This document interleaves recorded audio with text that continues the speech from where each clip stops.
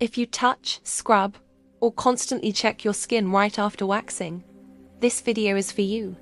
Most skin damage doesn't actually come from the wax itself, but from what you do in the hours immediately following your appointment. The very first mistake so many people make is applying heat to freshly opened skin.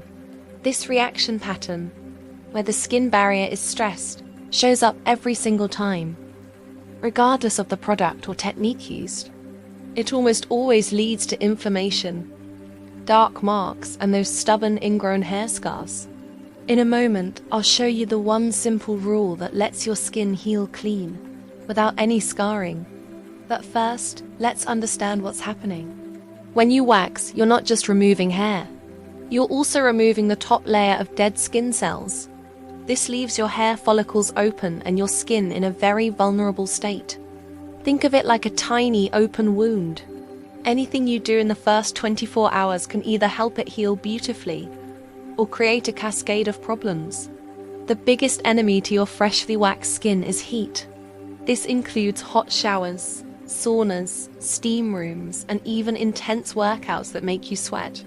Heat opens up your pores even more, creating the perfect breeding ground for bacteria to get in.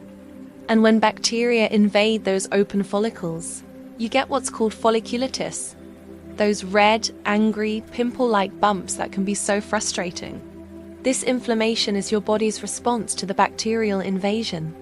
If you have a darker skin tone, this inflammation can trigger post-inflammatory hyperpigmentation, leaving behind dark spots that can take months or even years to fade.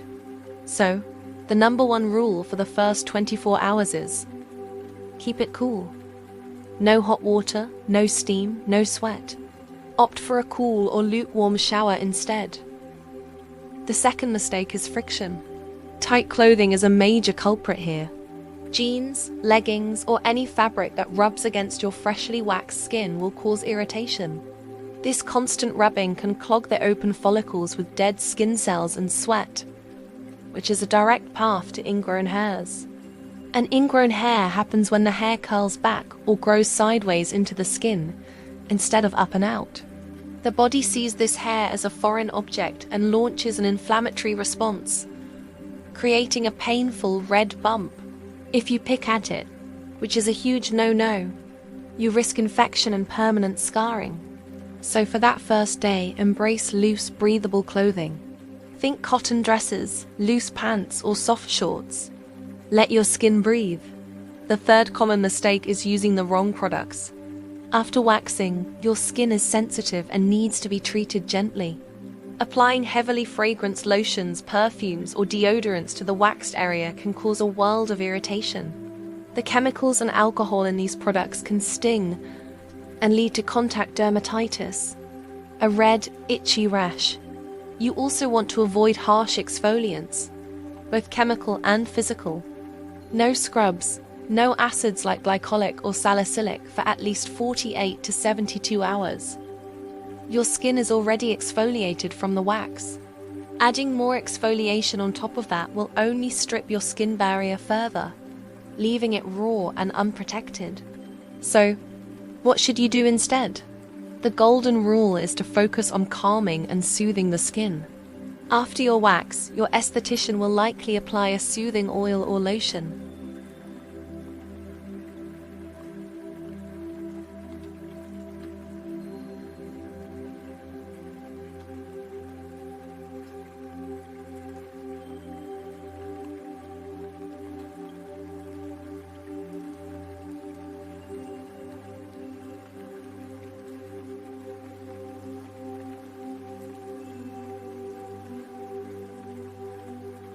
Products containing chamomile, calendula, or oat extract are also excellent choices for reducing redness and irritation.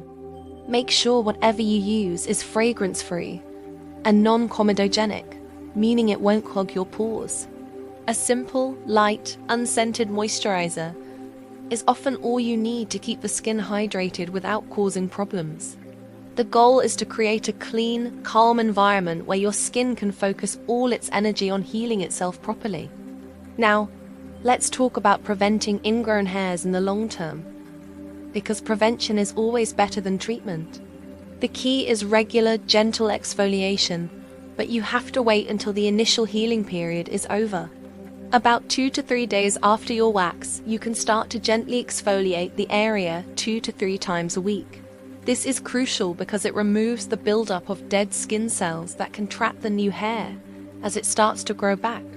You have 2 main options for exfoliation: physical or chemical. A physical exfoliant could be a gentle sugar scrub or a dry brush. If you use a scrub, make sure the particles are fine and not jagged, and never scrub too hard. The goal is to slough away dead skin, not to sand it off. For chemical exfoliation, look for products containing alpha hydroxy acids, like glycolic or lactic acid, or beta hydroxy acids like salicylic acid.